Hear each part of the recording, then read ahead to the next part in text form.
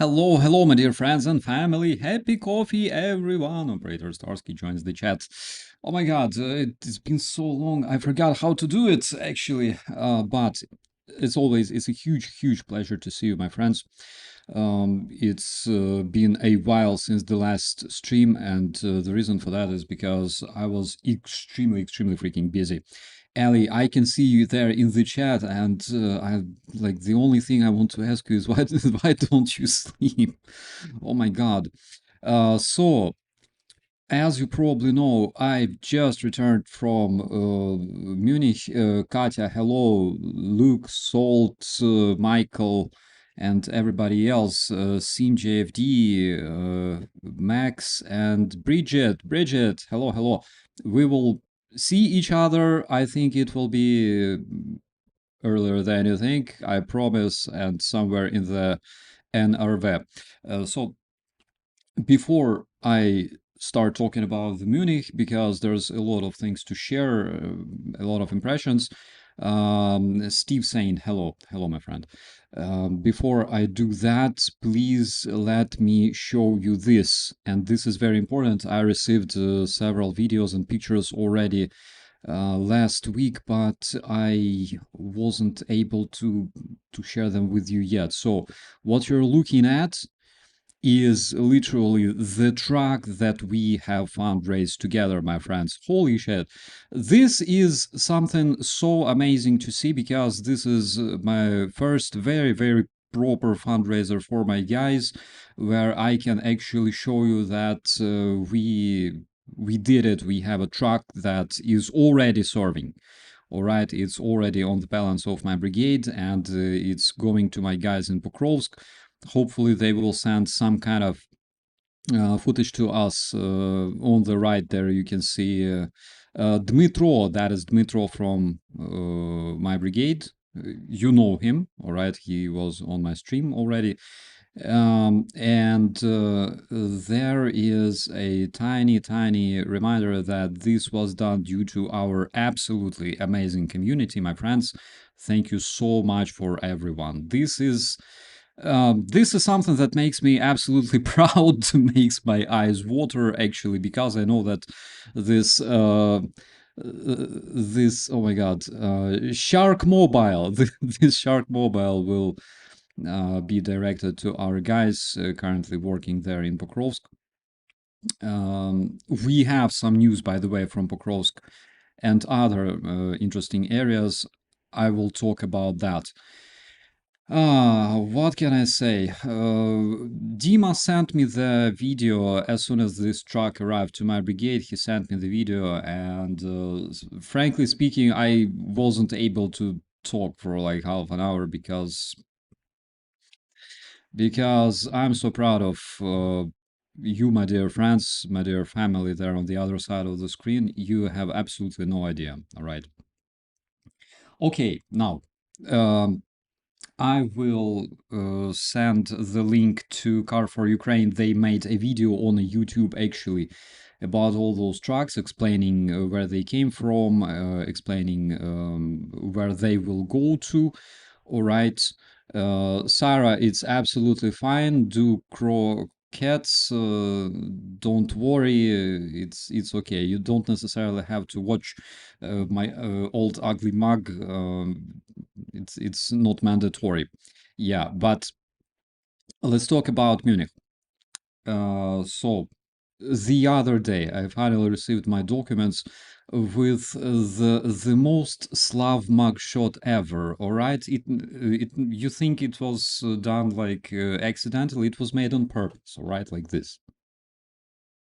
So I received my documents and I traveled to Munich to the conference where I was invited on behalf of Ukrainian veterans Germany, and I participated in a workshop and in the panel. I didn't stay there for several days. There are different events, so you have to get the invitation, and there are also different events taking place in München on that day. So and several days after that. So you have different groups working. You have different politicians, authorities, Marco Rubio, and other people. There was also President Zelensky on that very day when I had a panel meeting. Reza Pahlavi from Iran and many other things. Donald Tusk from Poland and people from Hungary. Hopefully, the future leadership of Hungary. All right. And it was absolutely overwhelming, but I can say that that very day, my workshop and the panel where I participated were also overwhelming, absolutely, because I've seen a lot of very active and engaged people, all right, involved people from Germany primarily. And it was absolutely amazing to see that they are so much involved in the processes that are taking place today. And guys, they are very young, all right? We're talking um, less than 35, which was absolutely insane. So where should I start? Oh my God. So first of all, I was invited on by this organization. It's the KPMG, the American German Trust. They hosted some of the events, all right? Specifically the events where I participated. And first of all, in the morning, we had this amazing workshop where basically the participants were split into several groups. And one thing that you might think, while watching, reports in the media from the security conference, is that well, there were like a lot of diplomats talking a lot of stuff, all right, like making a lot of statements and making diplomatic faces, doing diplomatic speeches.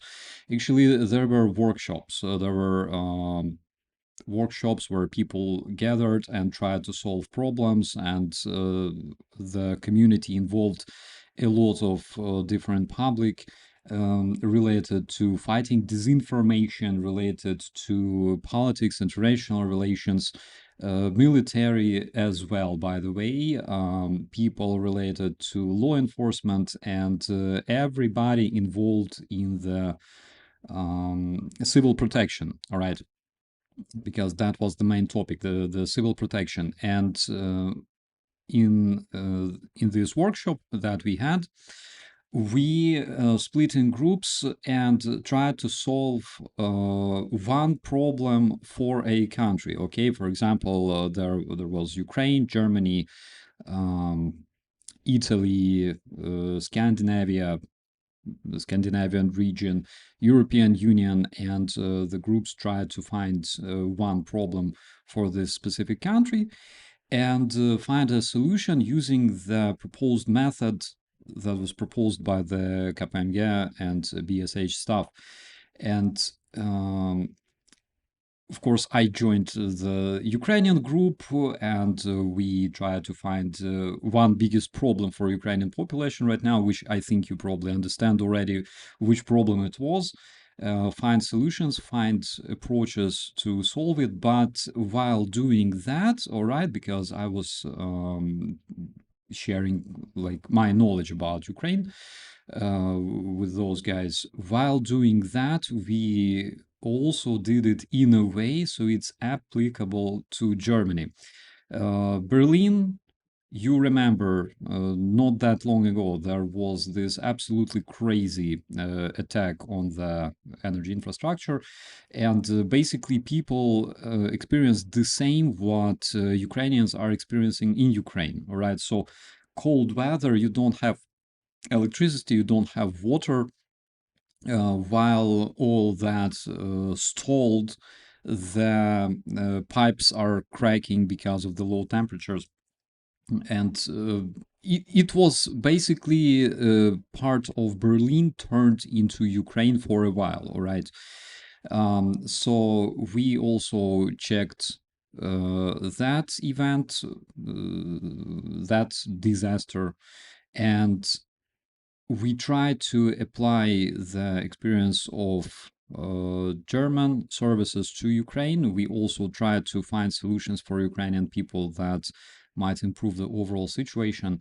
But I also tried to direct it in a way as much as I could. So if the same happens in Germany, it's also maybe applicable to Germany. So basically, we had a very productive discussion. I think it was very, very important that those people, they learned and they participated, all right, that they learned how to make such research, all right, and they also uh, imagine, all right, if this happens in Germany, how do we react?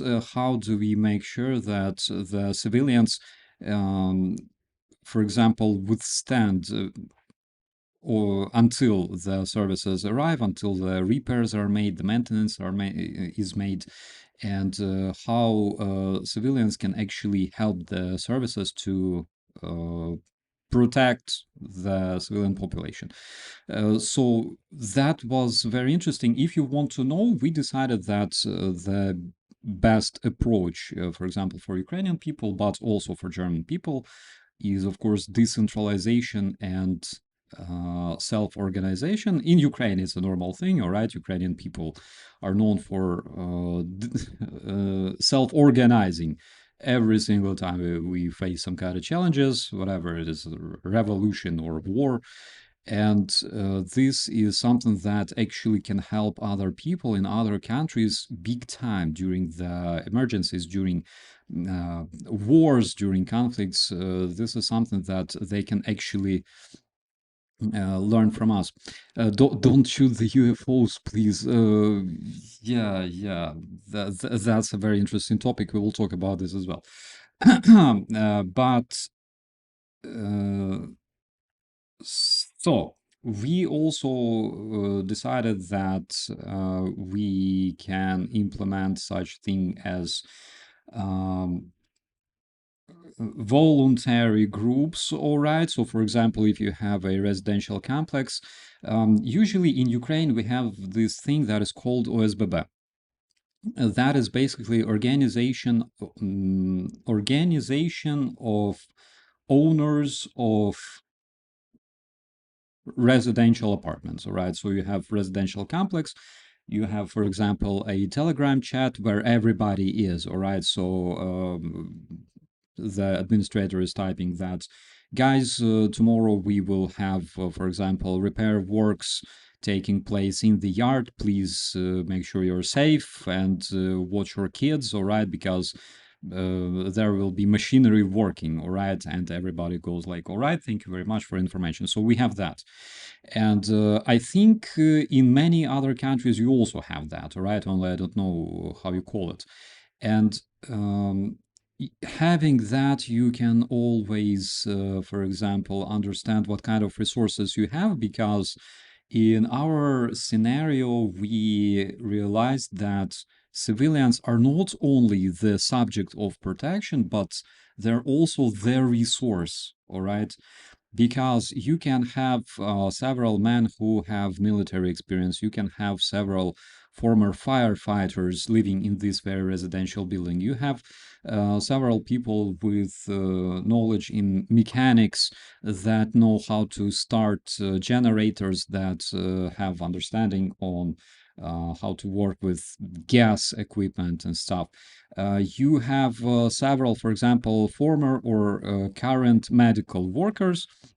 That is always very important to know. And the idea is not to supplant the services, the state services, all right? The idea is not to supplant police, not to supplant medical services. The main idea is to enforce them. And main idea is to make sure that when something happens, for example, electricity disappears, water disappears, for example, a drone hits a building or a missile crashes somewhere near, the fire starts.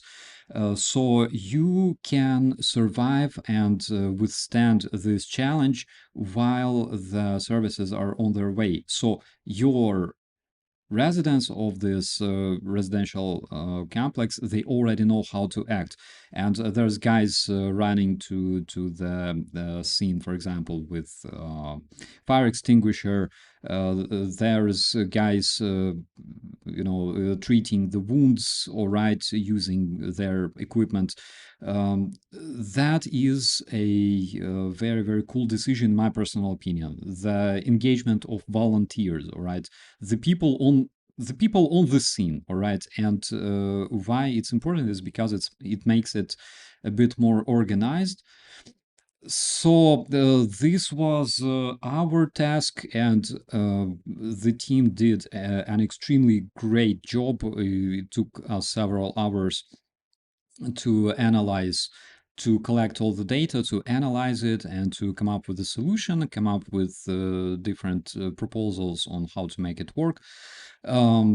There were other groups. One of them, speaking of UFOs, right? One of them were responsible for the territory of the European Union. So their task was to find, for example, single biggest problem, right, and find solution for this problem. And they worked on the drone hazard. So there's unknown Russian drones, all right, unknown Russian drones flying over the biggest European airports in Denmark, in Germany, and disrupting their operations, causing enormous threat to the civilian population. What to do? And they actually offered several interesting ideas on how to involve, again, the civilian personnel, how to involve the private security companies as well, with proper training, and basically make it work. Okay, so that was already the panel. I will talk about that in just a while. Um, so the workshop was extremely interesting, and I must say that I didn't even really expect it to be like this, because again, I imagined that we will just meet and talk. We actually met and worked, and it was like that in different locations. All right, so it wasn't only in our facility. It was taking place in other facilities as well. So, security conference in Munich was actually something that brought results, and something that actually motivated me big time, because when we talk about the Russian hybrid warfare, and especially about the Russian disinformation campaigns and things like that, usually we ask ourselves, what the hell do we do? All right, because that is something that I was asked by several of the participants, like, what's the best thing we can do to fight the Russian disinformation? And my reply was basically, the governments should help people who do it, all right?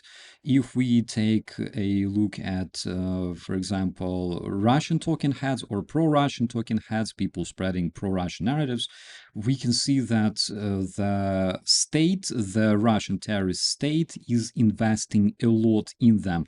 When we talk about fighting disinformation here on this channel, we have like a couple of thousand views. When Tucker Carlson, or for example, RFK, talks that drinking bad water makes your children gay, all right, and other crazy shit, they have millions of views, and the only reason for that is because Russian terrorist state is very involved in this. Russian terrorist state is actually more determined in killing us than we are determined to survive. So if the governments in Europe don't really want to uh, create, all right, create new institutions for fighting disinformation, at least they can help the people who already do that, and we're talking about a handful of bloggers. They can already help the people who do that to at least receive more reach, and that will easily solve the problem. All right, it will not solve all the problems, but at least the biggest problem that the fighters against the disinformation are facing right now, all right, which is incomparability of investment. The Russian state puts all their oil money into disinformation in Europe, while we're on our own. So that would solve probably this one. But besides all that, my friends, I gotta say that I was impressed by the fact that there are so many young people, the future of Europe, basically involved in this. There were students of politics, there were students of international relations and security participating in this workshop. There were people from military, all right, from the security sector and defense sector also taking part in this, and I was impressed, and also impressed to see people involved with specifically fighting disinformation on a state level, which was impressive and actually very, very much heartwarming. So after that, we had opportunity to discuss the ideas that were offered by each group, analyze, ask questions, things like that, and then I was also asked, together with Lieutenant General of German military, who was also present there. We were asked to tell our humble opinions, all right. And yes, the main point was that we all need the political decision, all right, the political will, in order to successfully survive. Who knows? Maybe the upcoming Russian invasion, maybe the different sorts of crises, but we need to have a proper political will. Because, again, Russians are very, very determined to kill us. Russians are very determined to see your demise. They are very determined to see your countries on fire, and basically turning your your hometowns into places like Sызrань and Omsk, like what's the most dangerous Russian missile? It's not like Oreshnik, not like their nuclear missiles. It's a missile called Sызrань, after the Russian town, because when it hits a European city, it turns it into a Sызrань. All right, so that's the way the Russians are fighting. Basically, they want your cities to turn into Russian cities, into Sızraņs. They want to see a demise of your developed countries, civilized world, and they are very determined in this. We are less determined, we are less dedicated, and it's very, very wrong. All right, I completely understand why it happens, and I don't really blame people, because we never think about inconvenient things, all right? We never think about wars, we never think about things that are painful to think about, all right? What happens if Russia attacks Estonia tomorrow, all right? So what will I do? Or what will I do if tomorrow the Russian paratroopers or green men are spotted somewhere in the area of, like, Berlin? What will I do? Usually we think like, okay, we'll think about this when it happens, all right? And it's a natural thing for the people. It's something that we all have, all right? We don't necessarily think about those things, which basically turns me into a professional alarmist, as we agreed with Alex. So we had a panel discussion there was this lady, um, Christiane Fe. Oh my God, I really I don't want to butcher her name. I'm very very sorry. Um, so she was a chief of police in Munich, and currently she's a senator. There was also lieutenant general from retired lieutenant general from the German military. I believe the Air Force, and we had discussion touching several topics such as compulsory service in Germany, and several others. Speaking of which, we, by the way, we discussed this. I just told my opinion on compulsory service, that young people generally think that military service takes away a year of their life, all right? Even despite the fact that in Germany, the conscripts are paid something like 2,000 euro for service, all right?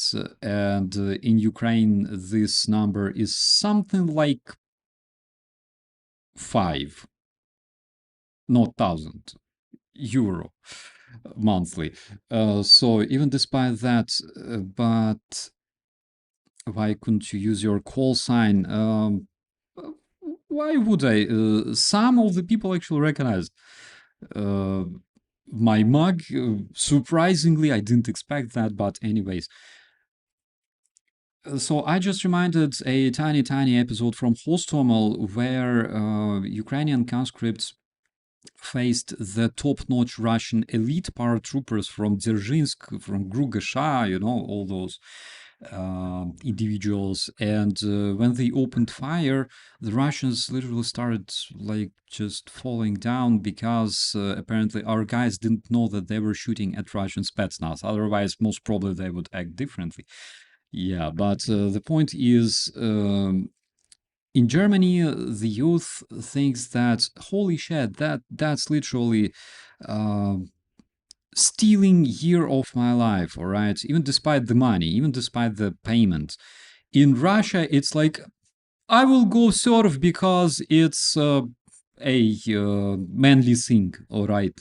It's manly, so I will go serve, and then we will see. Maybe I will sign contract, and that is the biggest difference. Maybe the difference is because Russians always think as invaders, and people in Europe generally think like defenders. Maybe that's the reason. So I don't know. Um, Returning to the panel, I was asked whether I could explain how exactly Ukraine switched from the peacetime operations in terms of the civil protection to the wartime, which was actually very easy because Ukraine prepared. I know there are different thoughts that Ukrainians weren't prepared. Even President Zelensky said that we will have shashlik instead of fighting. But Ukraine was preparing because we organized the territorial defense battalions, we prepared the bomb shelters, we prepared the framework for operating during the wartime. And basically, we have something that I call the war switch. So when the maritime law, wartime law, you know what I'm saying, the war became official in Ukraine. Um, so everybody from the top management to the local management, everybody knew their responsibility in terms of legislation, which is very important. When the war hits, you gotta understand what is the boundaries of your responsibility, what you can do, what you cannot do. And in Ukraine, everybody realized absolutely clearly what to do. Maritime martial law. Thank you so much. Oh my God, you know I have this dementia. That's yeah, that's what I'm talking about. Um, So that's important. Why it's important for Germany, for example, is because Germany is, let's be honest, a bureaucratic country, all right? And they must understand which legislation they might not like they might simplify, but which legislation they will be using during the times of the conflict, all right? So they must have a clear understanding of that. Then drills. It's very important, for example, to um, check your resources, check your resource base, check your bomb shelters, for example, how the old age coming from you, Starsky, together with the sand, my friend. Um, check all the resources you have, because for example, when on paper your bomb shelter is working, operational, and is equipped with everything needed, water, heating, Wi-Fi, and then journalists open the door and they see that it wasn't ever opened before, right? It wasn't ever visited since like 1947. That's a problem. So that is something that you should also keep in mind. Then you should also keep in mind things like how to keep those bomb shelters open 24/7 in terms of the war, in case of the war. Because unfortunately in Ukraine we had this tragic moment that a mom with a young daughter were going to the bomb shelter during the strike. The bomb shelter was closed, and the debris from the missile fall on this mom and daughter right there in front of the bomb shelter, killing them. And this was a painful and tragic lesson to Ukraine. After that, we realized that we gotta have all the bomb shelters open 24/7. So such things never happen. All right. Things like that. Then, all right, you have your bomb shelters open 24/7. How do you make sure that nobody brings explosives inside? Because we know that Russians are terrorists, we know that they're atrocious and they do all sorts of crimes and terror attacks. How do you make sure that some of the people coming to your bomb shelter will not just leave an explosive device there and go away? All right. So we talked about all those things, and another very important difference, all right, that is also applicable to Germany is that you cannot treat civilian protection during the wartime the way you treat it in the peacetime during, for example, forest fires or floods or things like that. It's absolutely wrong, because emergency services will be operating in the environment saturated with strike drones hunting those vehicles. It will be operating in the environment with potential shellings, with potential bomb strikes, missile strikes, and also electronic warfare. Your communication might be off from time to time, electricity and stuff like that. That is something to keep in mind. Because again, during the wartime, you face absolutely different challenges than during the peace times. Whatever disasters you have there cannot be compared to the period of the conflict when you have a bunch of bad guys who literally want to kill you. That's another thing, and there's explosive detectors now, but you would need a lot. Like maybe not 80 but 50% of success is literally to have some resident of that very residential complex who will just go and not patrol but guard the area, all right, at least during the air alert.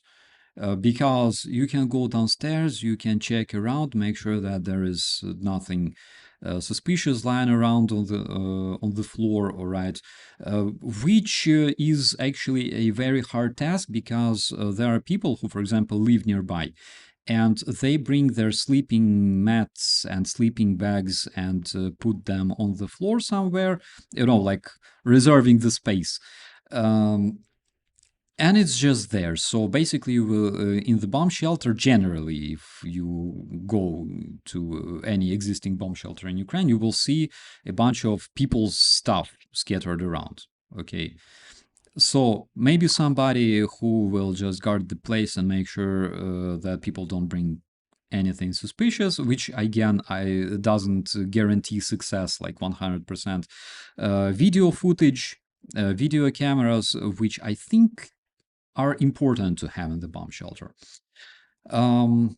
So simple measures can actually save a lot of trouble. So we talked about the civilian protection, we talked about the war switch, and another thing, again, very, very, very important is procurement. Because in Ukraine, when the war started, when our units uh, faced the need of having different equipment that we couldn't procure we couldn't afford to spend months on procurement of those things, of that equipment or weaponry. We decided that we gotta procure first and authorize later, which is something that should be considered big time in Germany, okay?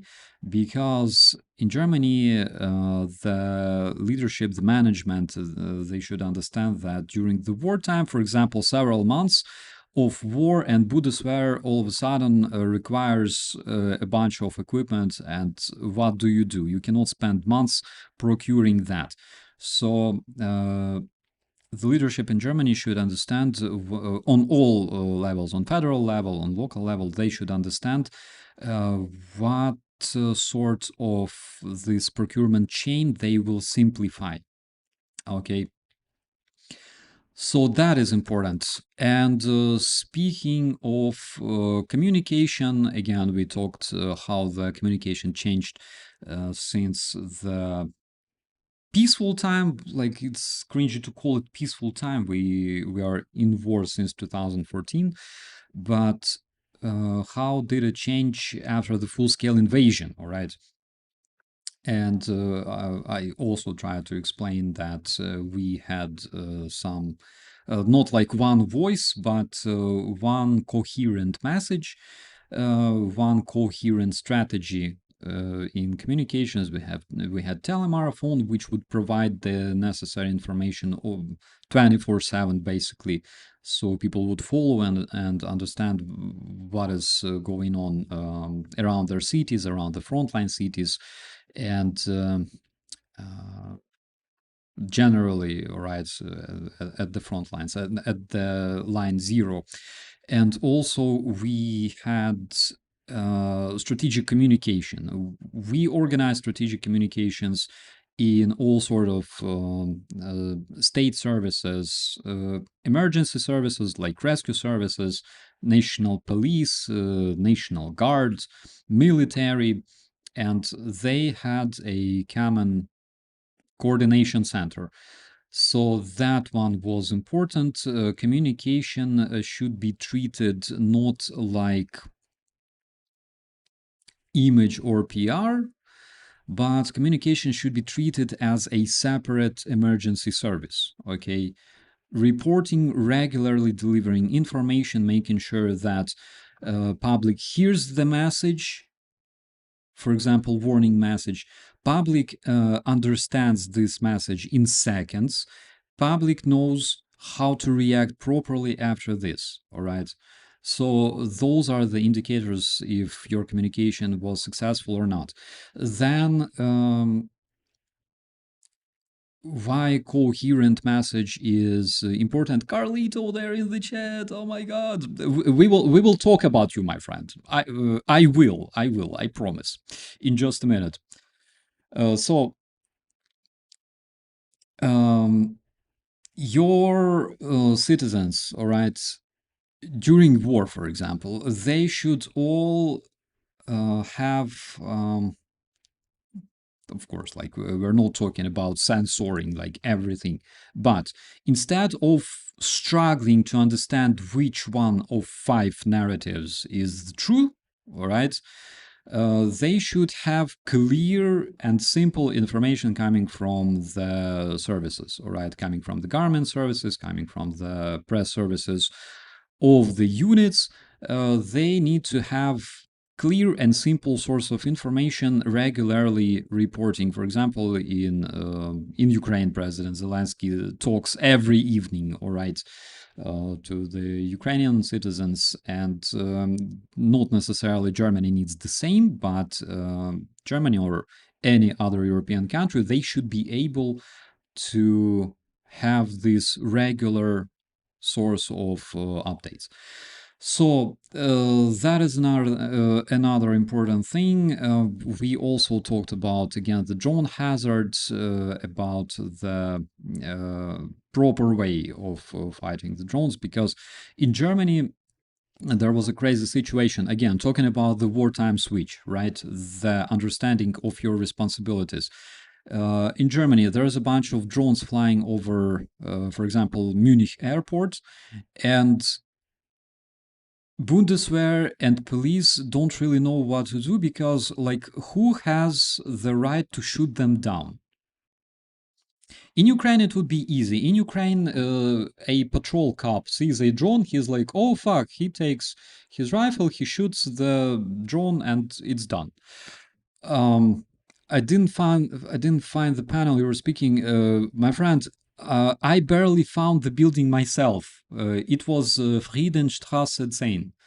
And it was actually not really easy to get there. So don't blame yourself. All right, it was well hidden because it's security after all. Yeah, but in Germany, for example, you can see a drone flying there. Bundeswehr doesn't have necessary rights to shoot it down. Police neither has this like right, or they have responsibility, they don't have the right. So the legislation fix is absolutely necessary, especially in countries like Germany. We talked about that. We also talked, one interesting idea was proposed by the group working on the drone hazard, or the European Union, was to involve, for example, the staff of, for example, if it's an airport, all right, the staff of the airport should have a proper training on how to use their electronic warfare equipment or other equipment to intercept the drones, or security companies that can be also involved. I didn't really agree with this one. The idea was actually interesting, but I didn't really agree with that because, first of all, it's not always easy to identify the drone, because it can be a surveillance drone like Mavic, or it can also be a tiny FPV drone carrying like 500 grams of explosives, all right? Or it can be a big reconnaissance drone like Orlan without anything but surveillance equipment. Or it can be, for example, a Gerbera, but equipped with like 30 kilograms of high explosives. So how exactly do you intercept that over the airport? I am not really sure that it's pretty much responsibility of civilian people. I think that this should be delegated directly to the military personnel, or, for example, police. But this means that you should always have some sort of representative, some sort of staff uh, positioned in your airport or in other strategic object, because it's very easy if you have like an interceptor drone, you are an employee of a Munich airport, for example, you can operate this drone, you can intercept the unknown Russian drone, all right, easily. If it has explosives on board and it crashes into like a Boeing 737 parked on the ramp, it will be a problem, especially if there's passengers on board. Or if it crashes into the terminal, all right, again, full of passengers. So I think the military should be able to do that, probably because it's more their responsibility, and that's like their direct job. And they can do it properly. They can make sure that no one is hurt. So, but the idea was very interesting, and the very fact that people actually realize the threat that is coming from the terrorist federation, uh, it's absolutely crucial, right? But of course, it wasn't all, my friends, because after participating in the day before the conference started, of course, I arrived to Munich, and scrolling forward just a bit, I wasn't able to go to the conference of, for example, President Zelensky or other politicians. Frankly speaking, not wasn't even interested much in that, because whatever they say, we will see on camera anyways. And also, you gotta find the invitation to that sort of events. Didn't even want to bother about that one. I only wanted to bother, my mission was to share just a bit of what I know. All right, just a bit of Ukrainian experience with our German friends, because German success is Ukrainian success and vice versa. All right. That is something very important to understand nowadays, that success of Ukraine is also success of Germany, success of France, success of United Kingdom, and vice versa. Okay, we all depend on each other so much, more than anybody can imagine. And when for example, Marco Rubio says bullshit that, oh, we opened borders and we destroyed the world order. Countries should exist in isolation and in partnership with each other. That's bullshit. That's literally uh, ridiculous, all right? We depend on each other more than you can imagine. Uh, at this point, strong Germany, strong France is also strong. Italy is also strong. Spain, strong Europe. Okay, the strength of Europe depends on every single country. That is important to remember and keep in mind whenever some far right Nazi will be telling you that no, fuck that, we should be on our own. We are strong only when we care about ourselves. You care about yourselves when your flanks are secure. Okay, that is the care. That is just from my humble personal experience. If your flanks are secure, you care about yourselves. Okay, everything else is literally, yeah, literal. Rubio tried to lecture. Absolutely, it was so ridiculous. I watched his speech, and I expected to hear this from, for example, JD Vance. All right, but Marco Rubio just keeps like sliding into this pit of no return, more and more, unfortunately. All right.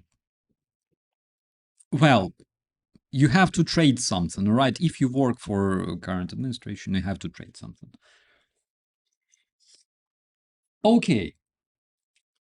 Returning to the day before. So I departed at around 8 a.m. and arrived around 6 7 p.m. and I didn't eat any freaking thing at all that day. Most probably it was just like a spontaneous case of masochism. I have no idea. I looked at the bus. I thought like, I'll survive like 10 hours in road that actually turned into 11 hours eventually. I'm like, I'll survive. So I just jumped into the bus. I went like, meh, you know, and I half slept, half starved all the way until we arrived to München. I never felt that hungry for quite a while. So I met Alex immediately. You know Alex from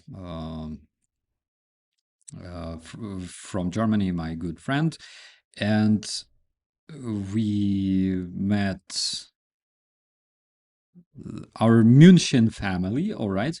I have a picture. I sent this photo to Ali, and of course, Ali did something to it. So those are the guys. So we met in München. It was really cool. All right. It was really cool to see that people that I see there in the chat that they actually exist. All right, in the real world. It was very very inspiring, and we went to uh, some. Wait, was it like Irish place? Yes, it was Irish place. We went to Irish place, of course, because I was starving all the time. You can actually see that my face shrank, all right, from hunger. So I had some Bratwurst mit Kartoffeln und Senf. Um, and all right, I'll show it one more time. It's just, yeah, Newman did this photo. Newman says, this is the real photo. Come on. Yeah, yeah. So we had some really cool time there, and uh, talked. One thing is that I literally brought like 10 liters of beer from Carlito there in the chat somewhere.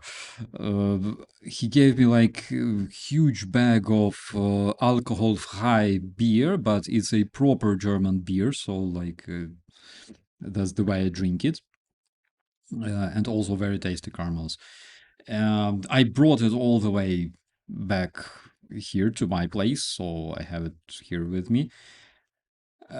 Yesterday we went to the grocery store and I'm like, I need something. I need something like Coca-Cola, maybe, or like Schweppes. And my lady is like, you have like 10 liters of beer at home. I'm like, right, of course. Um, so that is something that I will be enjoying these days, maybe next week as well. Um, and generally, it was really, really cool. So I wanted to stay in München for another day because I had a bus ticket, but then Alex reminded me that I actually have a very, very cool train ticket also booked for me on that very day. So instead of spending other 10 hours on my way to North Rhine-Westphalia, I could generally spend 5 hours on the train, all right, and be there because it's a freaking express, which is something that I did. I just jumped there that as soon as the conference finished, like my part of it. As soon as it finished, I just went to the hotel. I picked my stuff. I went to the train station, and I was still a bit like hungry, just a bit, because the whole day of speaking and thinking makes you very, very hungry usually. And I look at I'm at the train station. The train is being delayed for like half an hour, and I look, and there in the corner I can see something like doner, something mentioning like kebab, and I can also see like pictures that from the distance look like it's Asian. All right, and I'm like, I gotta go there.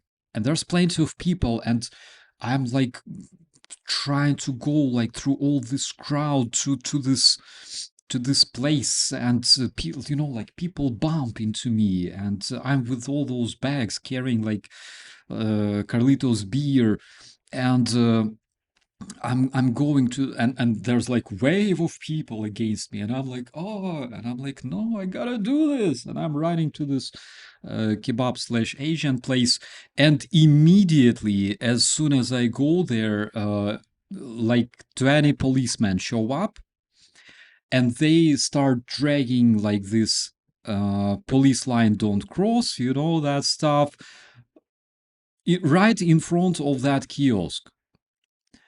And I'm like, what the hell? And like they're armed and everybody's like, you know, ready, anxious. I'm like, what the what the hell?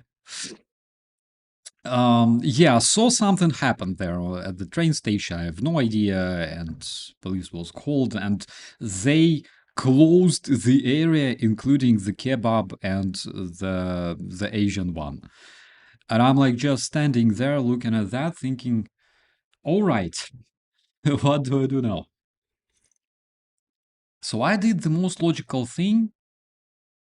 I googled the closest sushi place, and I went there and had sushi.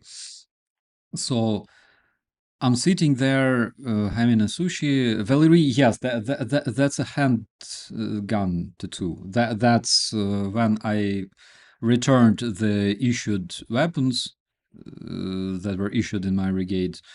I made this tattoo to remind myself that even I don't have a handgun, I'm always armed.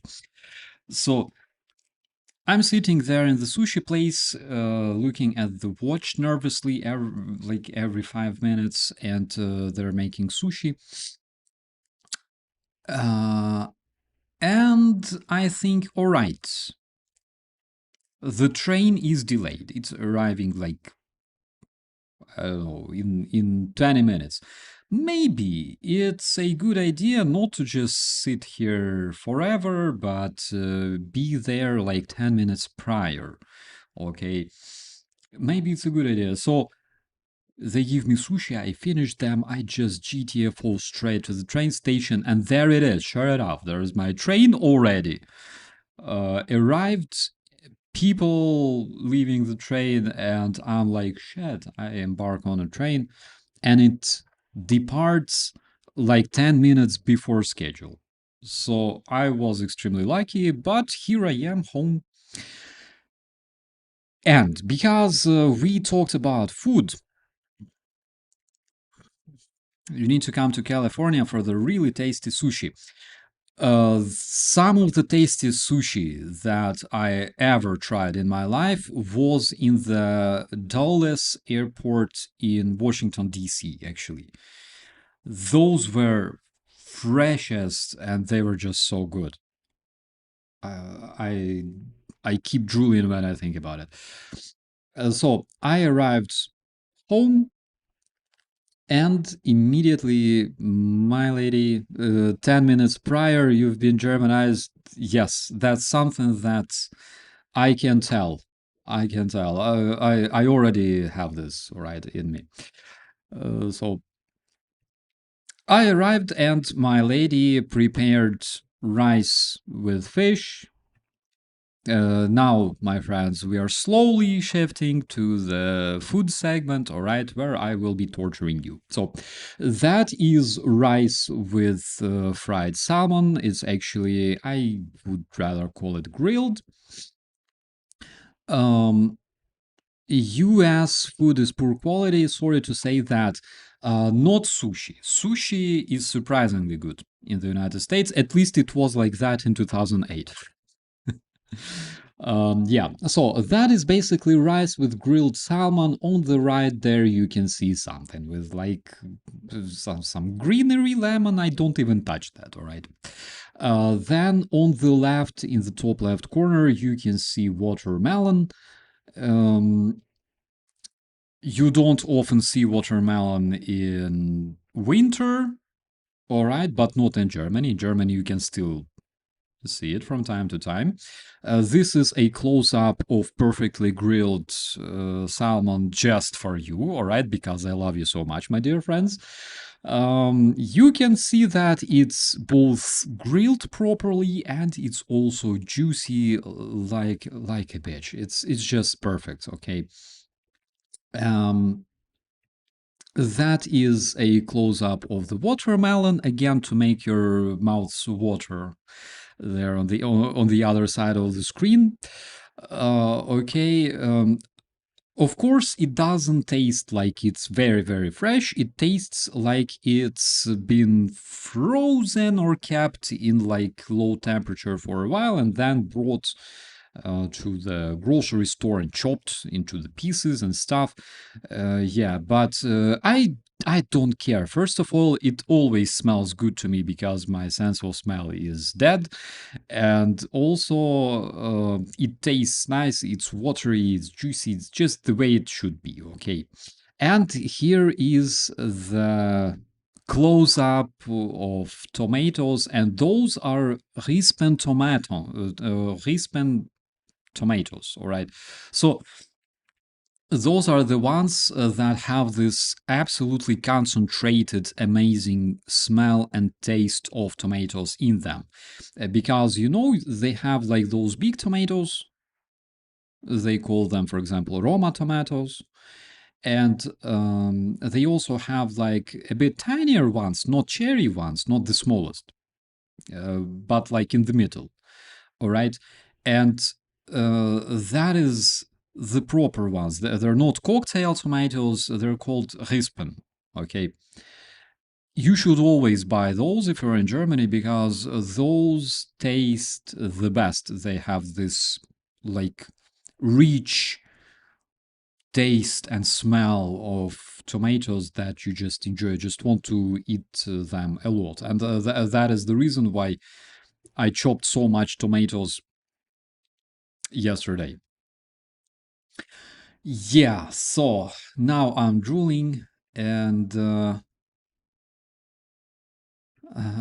Katya is glad that she had snacks ready for this because she knows, all right, because she understands that the most important part of our streams, you cannot watch it.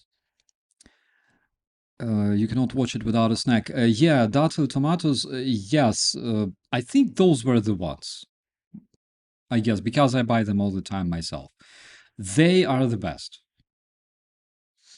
Tiny vine tomatoes are lovely. I kind of agree on that, but why I buy those is because they're just a bit bigger, all right? Because tiny tomatoes, you just like snack them uh, in the burst fire mode, all right? Those are kind of bigger, and that is why I like them. Allergic to tomatoes? Oh my God, Steven, that's insane. Very sorry about that, by the way, because tomatoes. One thing that actually helped me quit smoking was tomatoes, because when you have addiction to nicotine, usually when you quit smoking, you crave tomatoes, and the reason for that is because tomatoes and tobacco, they are kinda related types of plants. They are kind of related, like the same family, all right? Not the same type, but the same family. That is why you eat tomatoes like crazy every single time you quit.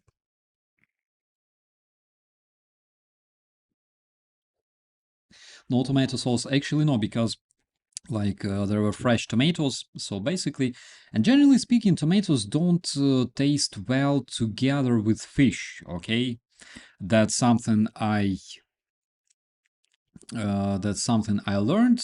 For example, cucumber tastes better with fish. Tomatoes, well, it depends. I learned that cooked tomatoes have more vitamins. Yeah, that's what my lady says. And every single time, for example, when we have dinner together, she tends to cook or grill her tomatoes all the time. I like them fresh.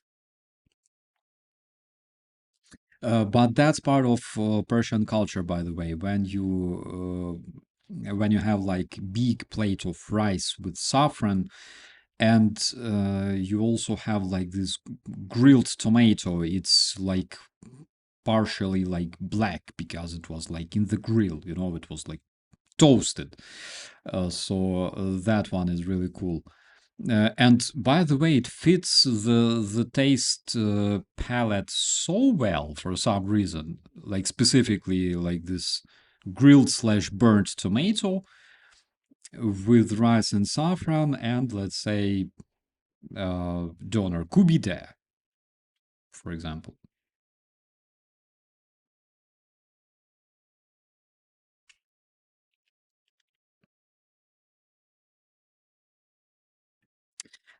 Chinese medicine doctor told me tomatoes are bad for arthritis.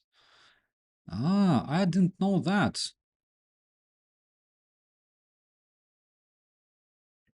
So, if they're bad for arthritis, are they good for health, or are they good for arthritis? Tomatoes, eggs, and olive oil makes a good California omelet. Mm. It's necessary to have olive oil at all times. I didn't value it much previously, but then I realized that actually, yeah, actually it's important to have it because it goes really well. You can fry in it. It goes really well with salads and other purpose.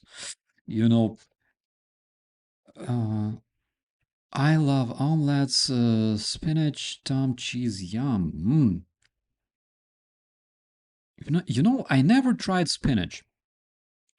Like never in my life, even though I know that it makes me strong like Popeye the Sailor, but I never tried it. Maybe that's the reason why I'm not strong. Maybe I should start.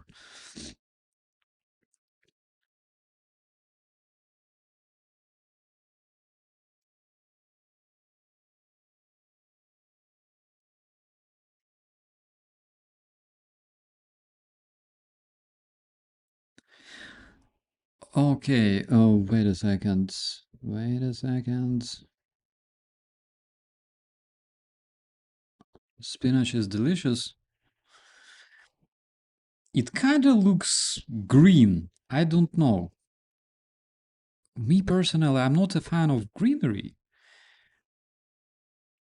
but I think I should try it at least once, right? I don't think it will be worse than surströmming, for example, because nothing can be worse than surströmming. Tomatoes are acidic and help break up stones and calcium. Ah, nice. Uh, it's really cool because when you don't know what to have and you want to have something really quick and keep running, take one big tomato. That's it. Literally, you put like this stuff, like this big, straight in your stomach, and it's full and it's tasty as well. And you can just keep running. That's what I did back in like army days. I would always have plenty of tomatoes, either in my fridge somewhere or in my backpack, and I would just like munch on them all the time. When you were in Italy, did you ever have a plate of sliced onion and tomatoes, oil, and salt with bread? I remember the breads. Plate of sliced onion, tomatoes. I don't think so. Basically, I had all that on pizza, but not separately. Just don't eat tomato leaves. Who knows? If I start eating spinach, maybe I will start eating everything else as well. We'll see. You think about food a lot. Yes, and it's mutual. It's mutual, my friend, because it's like in good relations, everything should be mutual. Food is so good because it's something that unites everyone, regardless of where you're coming from. If you come from Europe, Asia, Africa, North America, South America, Australia, uh, Antarctics, it doesn't matter. We all enjoy food, and this is something that helps us find the common tongue. All right. That's something that I discovered in 2022 when I mentioned the food for the first time on one of my streams, and I realized that, oh my god, to my surprise, which probably was very obvious, everybody in the chat loves food. How crazy is that? I could never imagine. And since that time, we have this, connection with you, my friends. Um, if you start smoking tomato leaves, you're not really quit smoking. Yeah, yeah. But if you start vaping, you kind of do. You get addicted to a different thing. Every year I grow tomatoes, lots of types, and every year the possums eat them just before they're ready to pick and eat. The possums are savage. Seriously, like I know that they bring a lot of trouble. My mom talks about that a lot because she grows plants on the balcony and the possums eat everything. Like the bastards literally take the leaves, put them somewhere, for example, in the laundry basket, all right, and eat the plant. It's difficult to meet people being vegetarian. Um, to my surprise, I know a lot of them actually. Like, I cannot imagine being a vegetarian myself because I will not survive without meat. Generally, human species are carnivorous. On the other hand, of course, the very idea of um, being humane to animals is something I completely respect and share. All right. Um, Maybe not enough because I still consume meat. But if hamburgers could be 3D printed, all right, which is something I think we will see in the future, I would easily switch.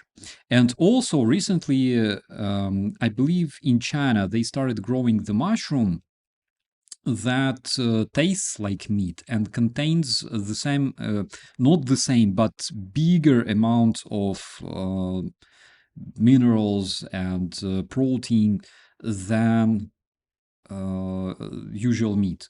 All right.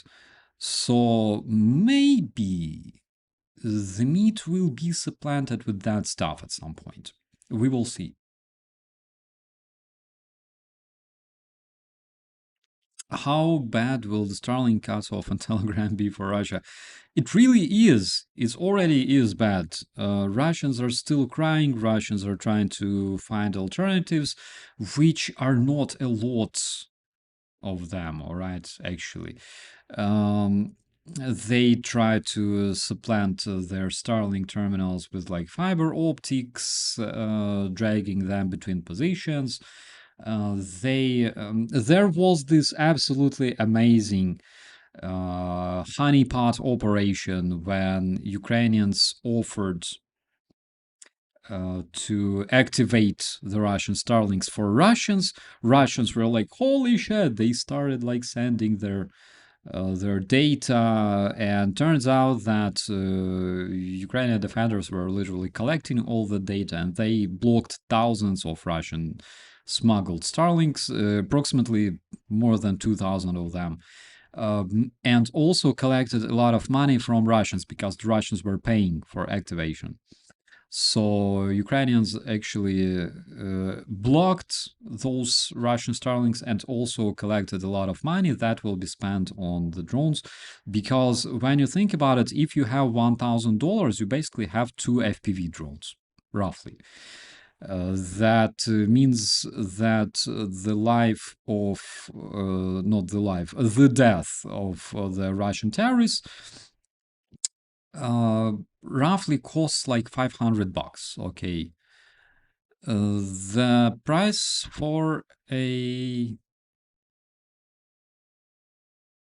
I gotta ask ChatGPT, actually. Um, just a second.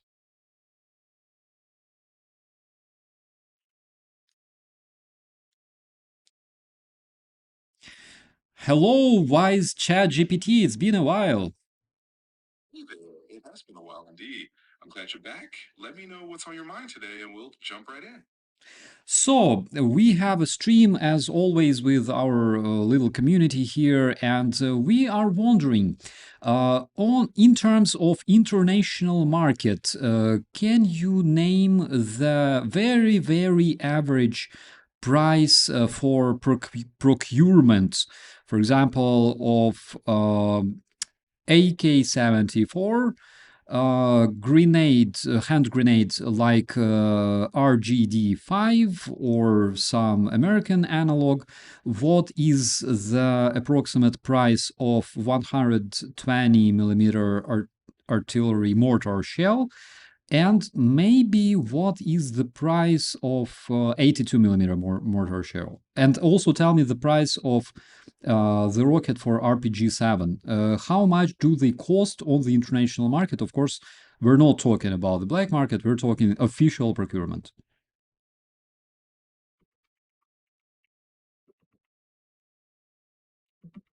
So I'm not able to provide those details. Essentially, I can't help with giving you any current pricing information on military weapons or ammunition on the international market. If there's something else you need, though, feel free to ask. I can understand you. Thank you very much, my friend. See you next time. You're very welcome. Anytime. Take care and see you next time.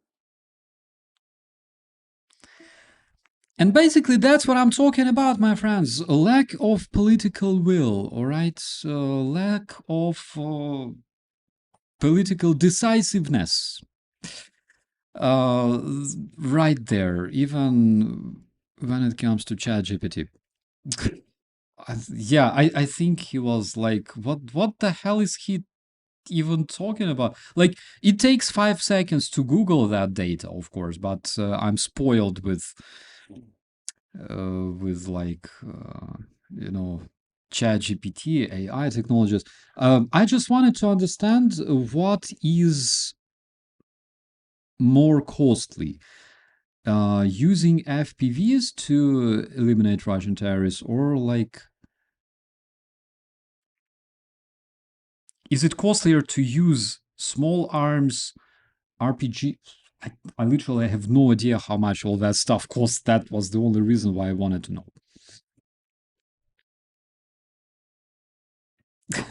That was how Starsky came to the attention of the CIA. Oh my god. Oh yeah. Yeah. I hope they will see this stream anyways. Yeah. And tell me when my next paycheck is. Of course. ChatGPT calling Cash Patel right now. Yeah. Jokes aside, I think that's exactly what's happening at this very point.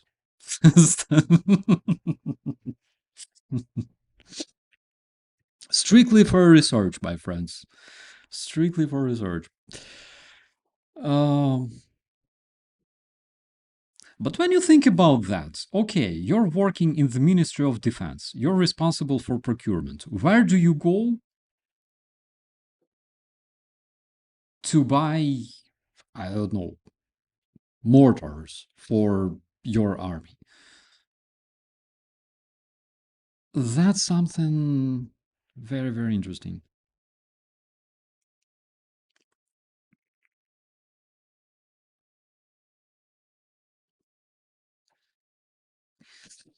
The Russians will be fine without Starlink. They can always use Telegram or WhatsApp. Yeah, so WhatsApp and Telegram are being throttled in Russia. Uh, Again, for the same reason they started throttling like YouTube, for the same reason they started blocking Facebook and Instagram in Russia. So in case of Telegram and WhatsApp, they want the people to switch to like Max, that Max Messenger that they have. But the problem with that is Russians are using combat management systems. In Ukraine, for example, we have our own combat management systems, uh, like Kropivo, widely known, all right? And this one is integrated with some specific software, all right, like some specific messengers. In Russia, those combat management systems that, again, are completely not state made, they are made by some graduates of Polytechnicum in Ust-Pizduysk. So they are integrated with Telegram. Surprisingly, it's freaking ridiculous, but at the same time, it just shows you like the face of the mighty Russian superpower that uses American Starlinks to keep their communication running on the level of their command, and also uses Telegram, that is, it's made by a Russian, but it's an international platform, all right, with servers all over the world, to coordinate their combat operations on the ground. That's literally Russia right there. So Telegram is currently being throttled. They cry about this all the time. The biggest problem, of course, is that every single time we have some amazing strikes, like for example in Sochi tonight, in other places, every single time we have those amazing strikes, it takes time and effort to receive the footage from there, so I could show it to you, my friends, for example. Yeah, it's absolutely good idea to ban Telegram in Russia and try to switch to that absolutely unreliable Max Messenger that was already hacked with millions of accounts stolen by good hackers. It's absolutely beautiful. How much benefit to Ukraine is canceling Starlink? Yeah. Well, that's what we're talking about. The benefit is huge, actually. Um, I think it would be a bit more wise to synchronize, for example, banning of their Starlinks with some of the counteroffensive operations on the ground. But at the same time, I understand why Elon Musk would not like to do that, because Elon Musk would never allow Ukrainians to use the Russian Starlink outage to benefit Ukrainian defenders, all right, to benefit our situation. I'm not even mentioning, when Elon Musk was switching off the Starlink connection over the Black Sea, so we could not hit the Russian Black Sea fleet.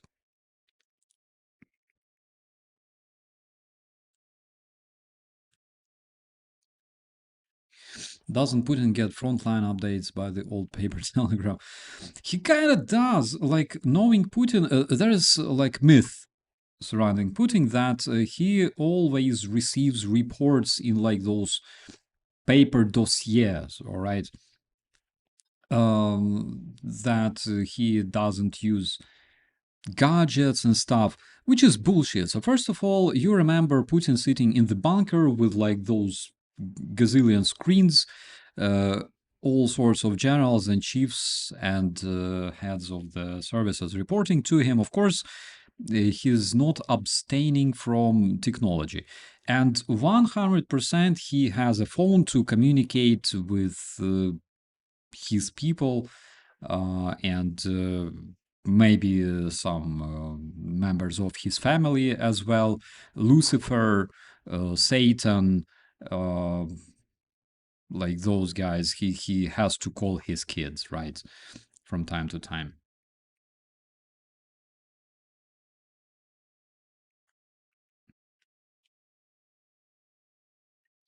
Hello to beautiful Helsinki Oblast. So, I decided that this year, 2026, I will be visiting all of you, my friends. I will try to visit as many countries in Europe as possible. Of course, it means that I will have to work more because I need to afford it somehow. But because I have this opportunity and just a bit more of the free time,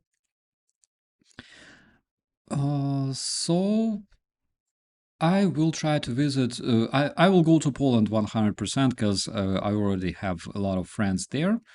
Ale to będzie zajebiście zobaczyć wszystkich. All right. And also, I will try to visit places like Estonia, Lithuania, Latvia, Sweden one more time, of course. Finland, I've never been there. Norway, 100%. Bergen, I have friends in Bergen, by the way.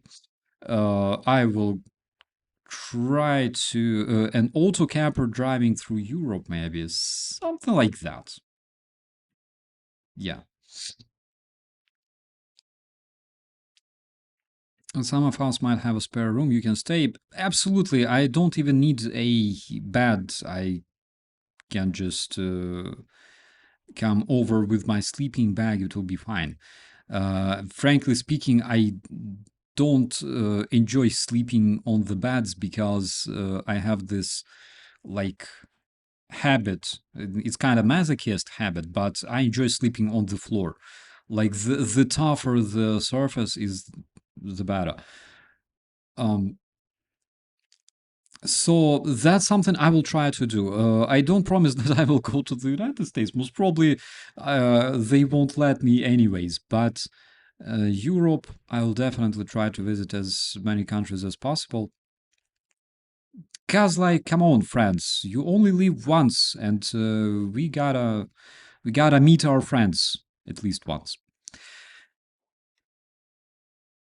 Cardiff, if I have this opportunity, 100%, I would just go to Cardiff, kiss the ground,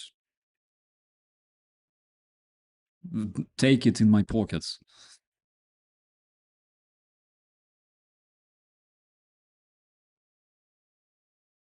We have a fantastic community and center for Ukrainians here in Helsinki. It would be very cool to have you visit, maybe hold a little talk and presentation. Absolutely, absolutely. I would be absolutely happy and privileged. So Helsinki it is, 100%.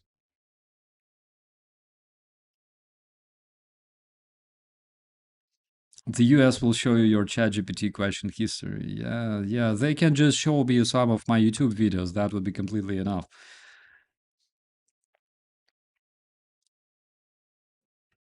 If you go to Wales, are you intending on trying squirrel pie?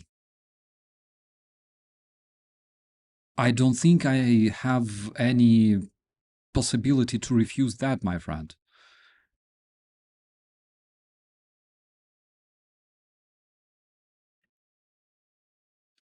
You will have to come to Germany. Actually, yeah. Like, guys, I don't know. I took this picture in Munich the night I arrived, and I told my friends that to me Munich looks very much like Lviv, and they're like, "I haven't been to Lviv. I've been to Prague." I'm like, "Well, basically, you've been to Lviv, you know." But I took this picture, for example, and looking at it, like, look at that Rathaus, I believe. Look at that, how crazily beautiful it is. And looking at all that, I realized that I love Germany so much. I have some connection to it I just cannot explain. The people were wearing all sorts of crazy costumes because right now there's this like a festival days, okay, and you can see people wearing like Viking costumes, cowboy costumes, whatever. And they enjoy. They have parties. They enjoy this stuff. And looking at that, I feel like that's the place to be. All right. Um, Actually, if you're on the street wearing a suit, somebody might just cut your tie off because it's improper. Yeah, yeah, yeah, that one. That's improper to have. to wear a necktie these days. I gotta try actually. There is something like that in Lviv, literally the old town in the downtown. You go there, there's a rat house like that. If you go to Krakow in Poland, if you go to the market square, basically you can tell that you were in Lviv because from what I remember, the market square in Lviv and the market square in Polish Krakow were even designed by the same person. So they look exactly the same. Um, and Prague basically looks very, very much like Lviv and Krakow.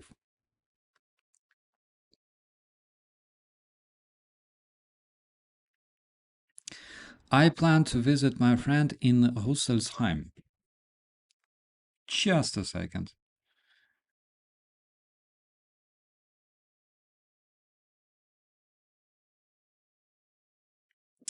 So that is not too far. That is literally like 3 hours away from me.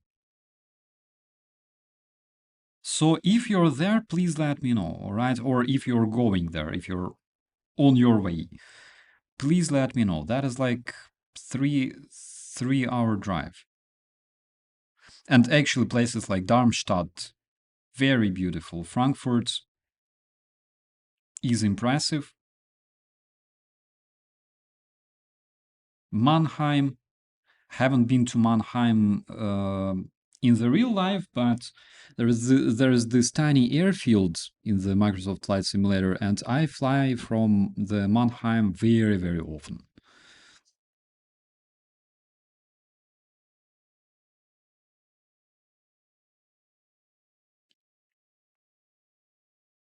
My ancestors were both from Poland and Ukraine. I can tell from your last name, by the way. Which, by the way, is primarily Polish last name, but also very popular in Ukraine too. I've seen churches like that in France, Romania, and UK. The Gothic architecture, yes, my friends. In Romania, you can see more like um, a mix of Orthodox and Gothic, which is something unique, I would say. But that is something that makes movies about Vlad Dracula, also known as Vlad Tepes, so cool, all right?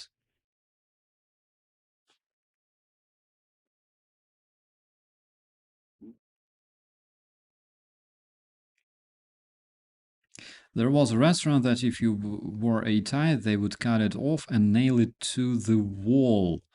Oh my god. In Lviv, we have a restaurant called after Zahir Mazov, the dude. And actually, in front of this restaurant, you can see the statue of Zahir Mazov himself. And he has like a pocket. It's a metal statue, but you can put your hand in his pocket and like touch something inside. I won't tell you what's exactly there. Yeah, you gotta find out yourself. But you go to this restaurant and there's like those waitresses with whips. Seriously, they freaking beat the people up.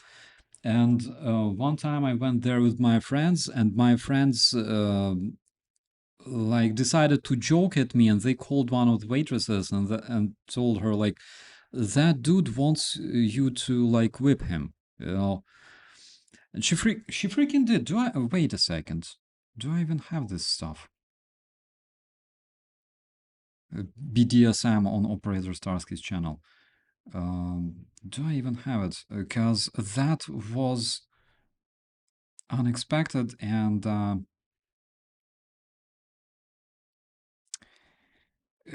kind of cringy. I was so much grateful to my friends, very, very much, for doing that crazy stuff with me. But um, no, it's not here. Another time. Yeah, but they do crazy things like that. So you can just go there and yeah, experience different crazy things.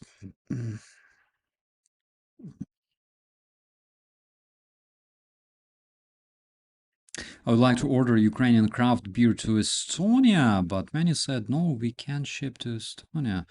That is crazy. On the other hand, there are like a couple Ukrainian sorts of craft beer. For example, the steam beer. It's produced in Kyiv. I'm not sure if it's still produced. It was like that 11 years ago, probably. So it's produced in Kyiv in Podil district. And it's called the steam beer because it's being produced using the older steam technologies. It's so good. But again, I don't know. When you go to Germany and try the German beer, you start being very, very picky, all right, in terms of other beers. Because let's be honest, some things are just better in other places, or like it's just fact. In Ukraine, I cannot say that Ukrainian beer sucks, but you only buy it if you crave it, all right? If you really, really crave it. In Germany, when you buy beer, it's always a luxury because German beer is always so good. I gotta check out if the Czech beer is better, okay? And then I will tell you my expert opinion. My Ukrainian sports trainer Katya was unaware of the tradition of cutting off pants, ties, and shoelaces, but now she knows. Yeah, yeah.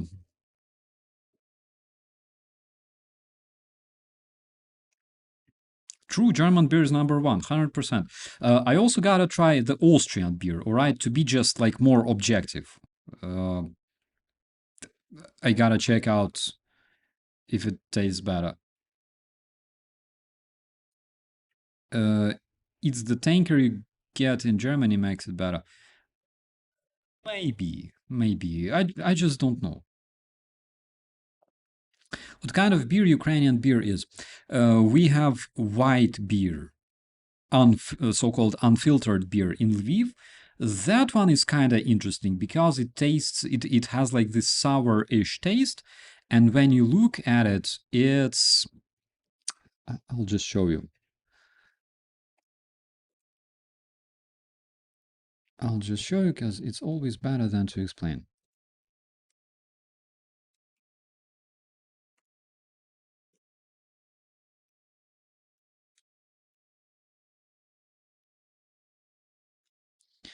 Okay, so here we have the so-called Lviv white beer. It's called white because it's unfiltered, and as you can see here, for example, it's like not transparent, all right?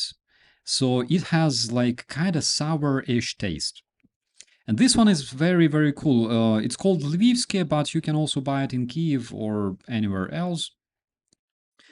Um, Actually, this one is something that I kinda miss. I'm not sure if they have the analog, for example, in Germany, but also uh, pivo. Oh my God, how was it called? Uh, Pivo parove. Yeah, that's the steam beer that I was talking about. No, that is not the one. That is some kind of Russian shit. There. So it's a dark beer. Okay. It says brewed in Kiev. And they brew this beer using the old technology.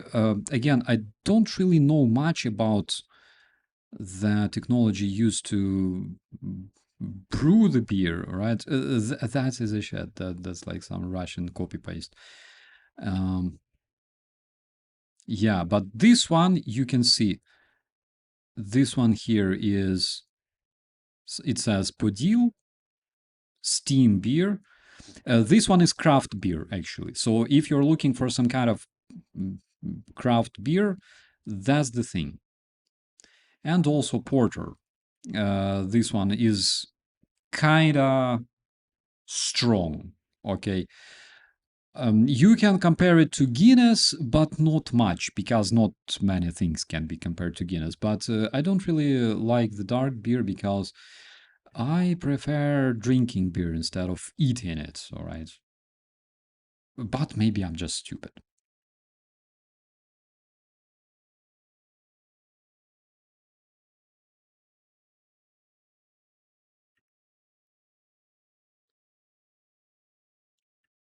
Weiss beer is Bavarian beer, yeah.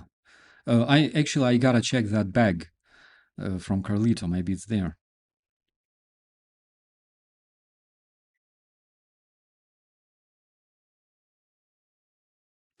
Germany also has some good wines, Rhone and Mosel valleys. They have Riesling. Riesling is one of the favorites. I used to drink it a lot, okay, when I was back in Ukraine before the war and everything else, when I was a civilian, when I was still a civilian. So I used to buy myself Riesling all the time because it's just so perfect. Like this is the wine that fits me, but I didn't drink it for years again because I lost the taste to alcohol. Probably I don't really like it anymore.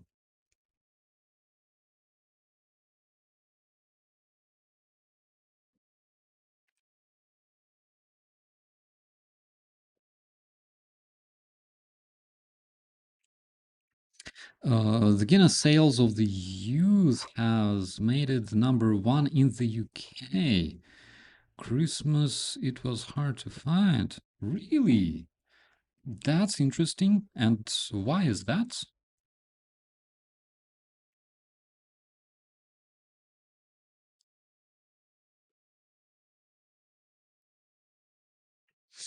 Sorry, but I prefer Italian and Spanish wines over German ones. Well, again, if we're talking about the perfection, then of course you go with Spanish and Italian wines, of course, French wines, Portuguese wines, Chilean. I'm not sure if Italian red wine is better, but like I don't know much about wine at all. I just know that, for example, Riesling is something that tastes so nice to me specifically, all right? And that is why I would drink it if I drank alcohol.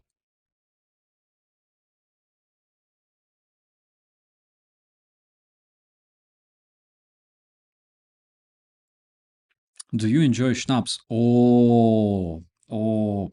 So, back in Ukraine, we have Veterano Pizza restaurant. That's a restaurant created, founded, and served, I mean, operated by Ukrainian veterans. It's like since 2016, 15, I don't know. So, they have the peach schnapps. I'm not sure which one exactly. Yo, Per Haglind, hello, my friends. Greetings to beautiful Sweden. So I am not really sure if it's like German schnapps or maybe some sort of schnapps produced in some other country. I have no idea. But when I tried it for the first time, I've been there with my friend. She was a journalist. She's like, "Do you want to try schnapps?" I'm like, "All right, I never tried it before." And she ordered the peach schnapps. So it's sweet and it's strong enough, like not too much, but like just enough. I loved it. I actually did. Oh my God. And now when I talk about it, I just, I would have it. I would actually have it, I gotta check the menu in the Veterano Pizza and check out the specific sort of schnapps, because that one was impressively good. I didn't expect it to be that good, actually.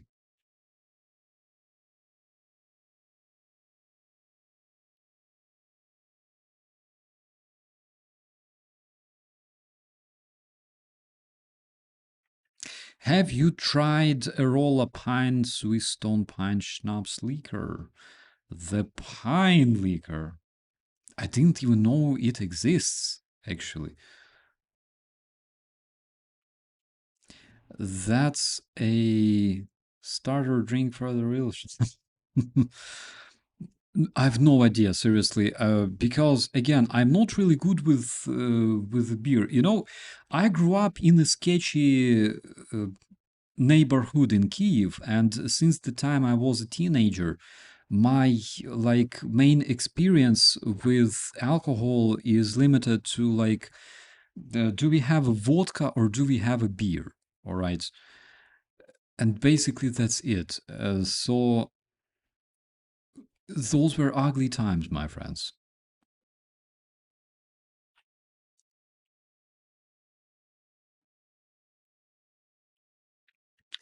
I like Greek Retsina because it tastes like the pine used to call the berries. Hard to find though.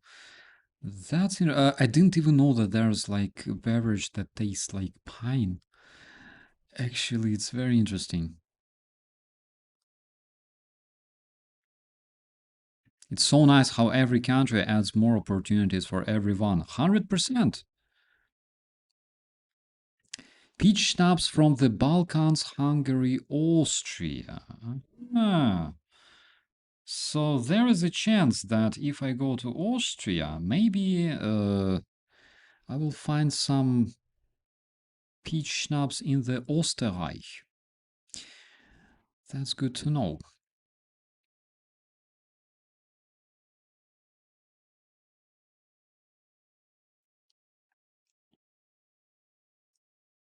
Never realized that I'm surrounded by alcohol companies. Yeah,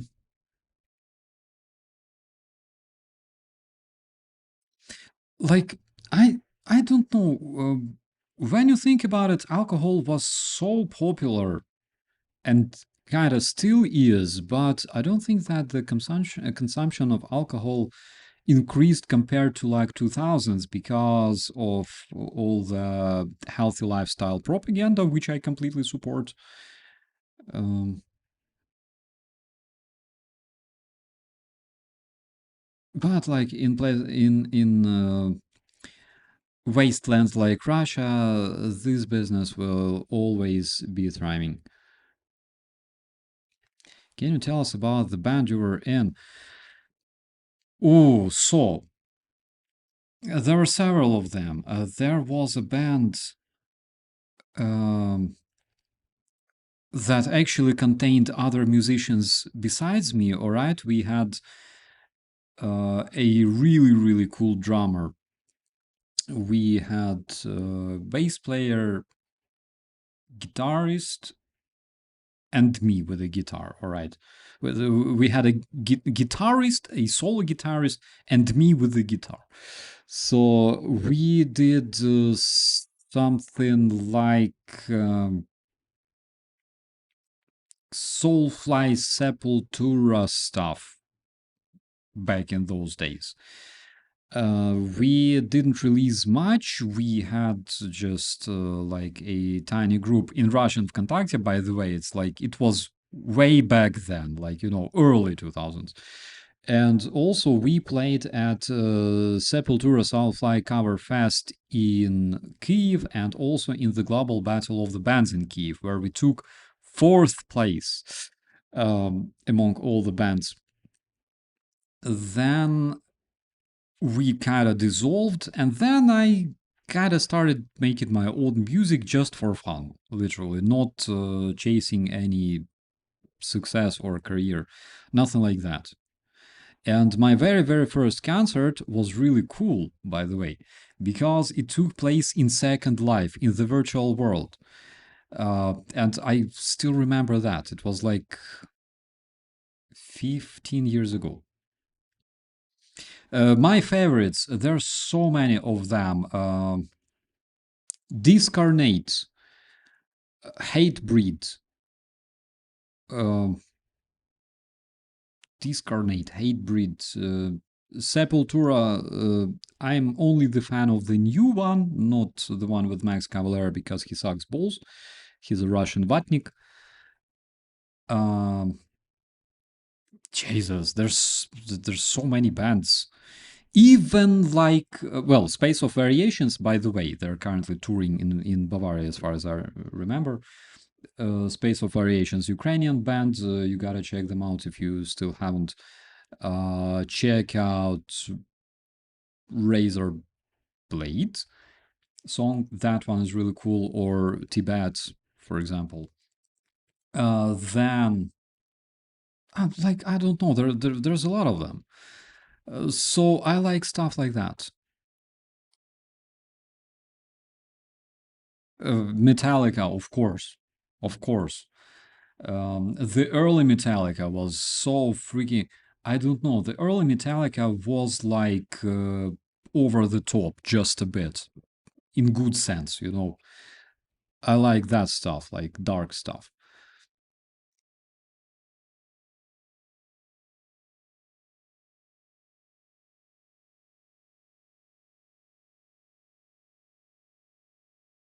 So yeah, so surprisingly, we have quite a few metalheads there in the chat.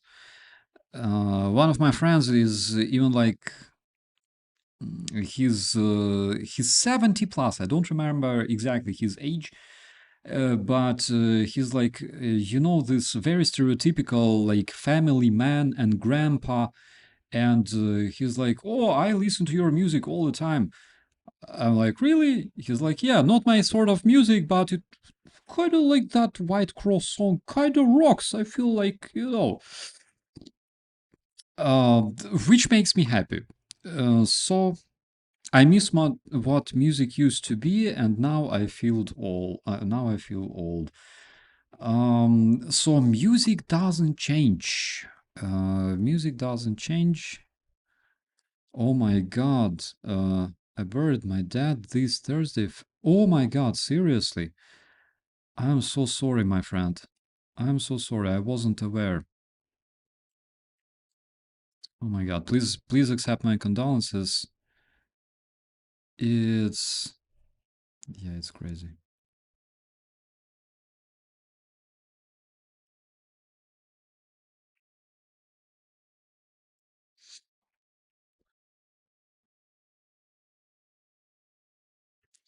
I'm really worried about anyone going through the green card process in the USA right now. They're being arrested and put in ICE detention. The conditions there are terrible. Ooh. So they even process the people who go through the green card process.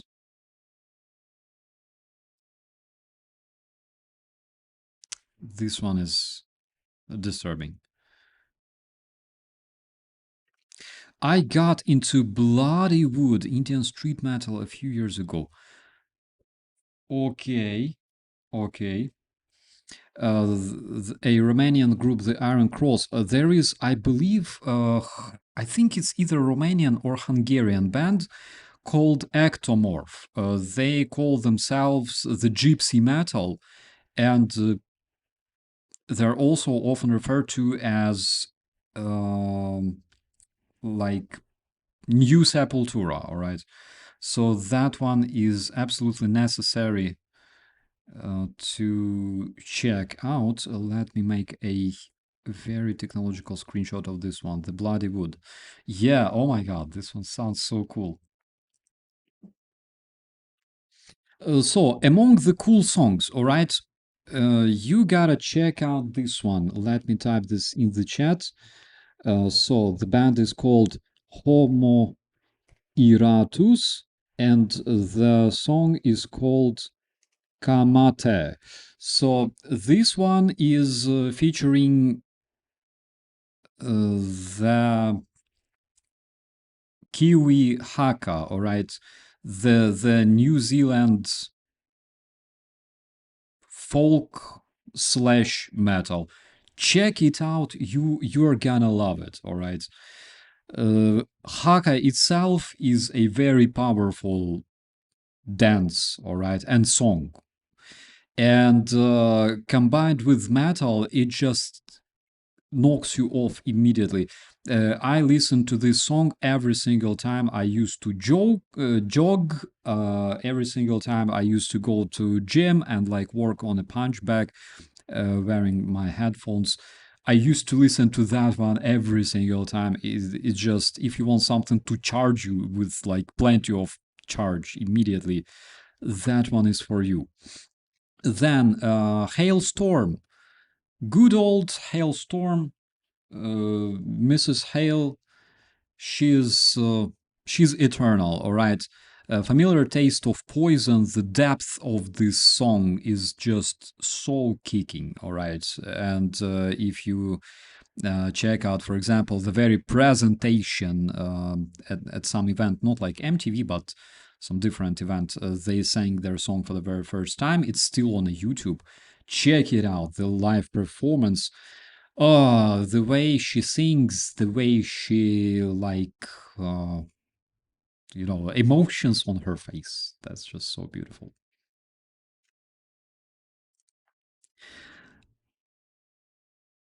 There are so many absolutely amazing. Bring me the horizon even. All right, people will laugh that, it's like emo shit and stuff. It's not an emo shit, actually. If you understand this music, you understand a lot in this life. And by the way, Oliver Sykes is one of the biggest supporters of Ukraine as of today. I didn't know it before I learned about United 24. And actually, he's one of the advocates for United 24. Oliver Sykes is a freaking legend. I respect him so much.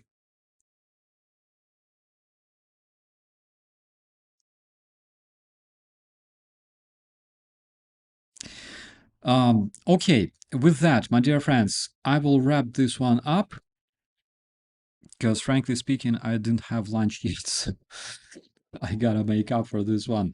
So I really hope that this stream was useful for you, so you could get just a bit more acquainted with what the Munich Security Conference really is.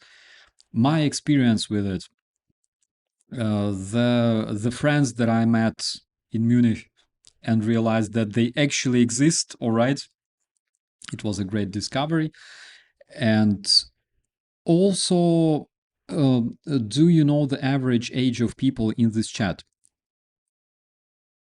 The average age of people in this chat is approximately 45 to 65.